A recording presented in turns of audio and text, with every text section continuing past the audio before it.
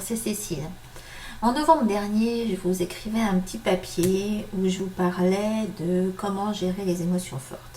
Et je crois que là, c'est d'actualité. C'est vrai que ça a tendance à s'accumuler un petit peu en France, les situations où on ne sait pas trop si on met le pied dehors, s'il va nous arriver quelque chose ou pas. Et ça peut arriver à n'importe qui. Et on ne va pas cesser de vivre à cause d'une éventuelle menace. C'est quand même le but du jeu. Hein. La terreur, le but de la terreur, c'est que les gens ne vivent plus comme d'habitude, ou ne vivent quasiment, enfin voilà, soient reclus chez eux. Voilà. C'est contre la liberté. Et vous n'avez pas besoin qu'on entrave votre liberté.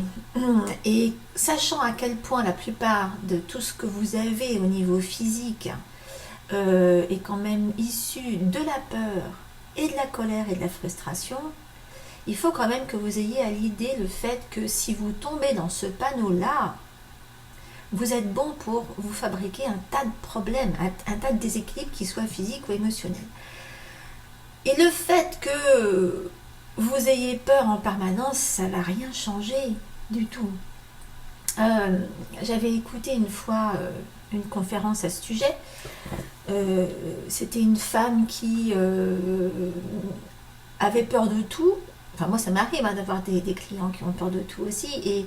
Et le coach qui s'occupait d'elle lui disait, mais quand vous conduisez dehors, quand vous allez sur l'autoroute, et que vous faites, je sais pas moi, du 120, ou même, non, pas sur l'autoroute, disons plutôt sur une route à deux voies. Voilà, vous avez votre voie qui va dans ce sens-là, et puis la voie d'à côté qui va dans ce sens-là. Vous êtes bien obligé d'avoir confiance un minimum dans les gens de l'autre côté, dans les gens d'en face, qui sont sur la voie opposée, parce que si vous ne faisiez pas un tout petit peu confiance, vous ne prendriez pas le risque. Il y a toujours un abruti qui peut se déplacer et se mettre du mauvais côté et vous rentrer dedans. Mais vous êtes bien obligé d'avoir un tout petit peu foi en quelque chose, confiance, pour vivre, tout simplement, et pour vous déplacer avec votre voiture. Bon, c'est un exemple comme un autre. Pareil, je veux dire, si quelqu'un sonne à votre porte, vous n'allez pas l'attendre avec un fusil d'assaut derrière pour être sûr que ce ne soit pas un fou avec une... Je sais pas. Donc, mais il faut surtout penser que frôler la mort, effectivement, ça peut faire prendre conscience de la précarité de la vie, mais il ne faut pas que ça entame l'insouciance non plus. Et donc, il faut quand même aussi que vous gardiez à l'esprit que ce dont vous avez le plus peur, c'est ce qui va vous arriver le plus. Si vous gardez ça à l'esprit en permanence, c'est ce que vous allez attirer. Ok ? Alors, bon, là, je vous avais dans cet article, je vous avais fait des suggestions. Je vous avais dit... n'oubliez pas que la peur, l'angoisse, la méfiance, la colère, la frustration vous éloignent de la joie et de l'amour. Et si vous cultivez la gratitude d'être en vie, par exemple, vous vous éloignez de la peur, de l'angoisse, de la méfiance, de la frustration, de la colère. C'est pas parce qu'il y en a qui sont morts, peut-être sous votre nez, que vous devez vous sentir coupable d'être en vie. Votre vie je veux dire, il faut savoir que ceux qui, peut-être, bon, il y a différentes philosophies à ce sujet, mais il y en a qui devaient mourir dans ces conditions-là et c'est tout, même si c'est tragique, même si c'est pas juste. Et vous deviez passer au travers, par exemple.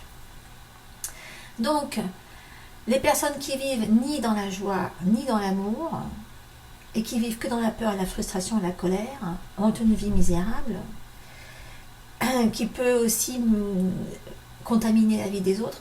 Et je voulais vous rappeler que la plupart des fous qui s'en prennent à la vie des autres, en général, c'est des gens misérables.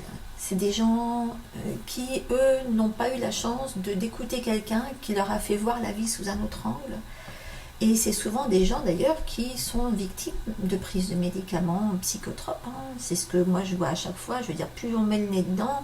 Ici aux États-Unis, il y a carrément tout un site consacré à ça, qui répertorie les grands faits divers et qui fait directement le lien avec la prise de médicaments qui agissent sur le contrôle du cerveau, etc. Et tous les fous en question qui se mettent à tirer dans le tas, c'est des gens qui, à un moment donné, ont pris des médicaments comme ça et ça a laissé des traces. Donc, eux, ils ont mal tourné. C'est pas si vous avez une vie misérable que eux,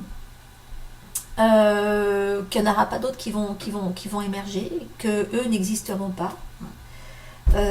Tout ce que vous pouvez vous faire de mieux, c'est de vous avoir la plus belle vie possible. Peu importe ce qui va se passer dehors. Est-ce que vous voyez ce que je veux dire? Avoir une vie misérable et vivre dans la peur, et dans l'angoisse, et dans la frustration à cause de ce qui peut se passer dehors, ne va rien changer à ce qui va se passer. Par contre, votre vie à vous va être altérée, et surtout votre santé. Donc il ne faut pas que vous tombiez dans ce panneau-là. Alors, dans mon article, je vais vous mettre le lien là. Je vous dis, voilà. Je vous dis, si vous avez subi un trauma, qu'il soit physique, psychique ou spirituel, laissez l'huile essentielle de cisladanifer vous aider. Hein. Voilà, donc c'est la cisladanifer, c'est cisladaniferus. C'est une huile à mélanger avec autre chose. Hein. Toute seule, c'est quand même fort.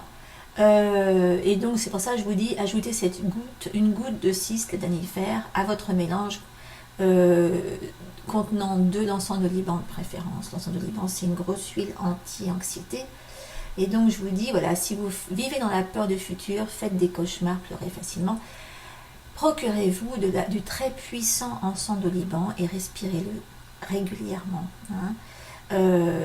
Ensuite, il y a aussi des huiles telles que géranium, orange, pin sylvestre, menthe, bergamote, lycée citronné et genièvre qui sont excellentes pour purifier ce type d'émotions négatives et pour vous aider à voir la vie sous un autre angle.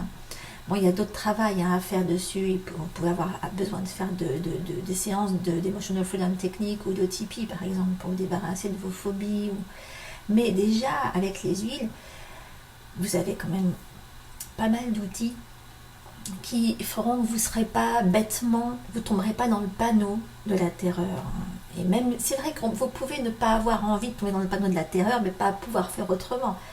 Et bien à ce moment-là, avec les huiles, vous avez ce qu'il faut pour pas tomber dans le panneau et pas vous reprocher de ne pas tomber dans le panneau, ou pas vous sentir coupable d'être vivant alors que d'autres ne sont pas. Vous voyez ce que je veux dire?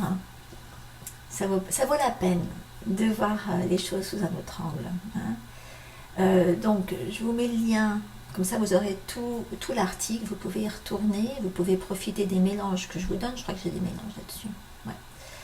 Et c'est le moment aussi de vous rendre compte de la puissance, d'efficacité des huiles essentielles dans ces moments-là.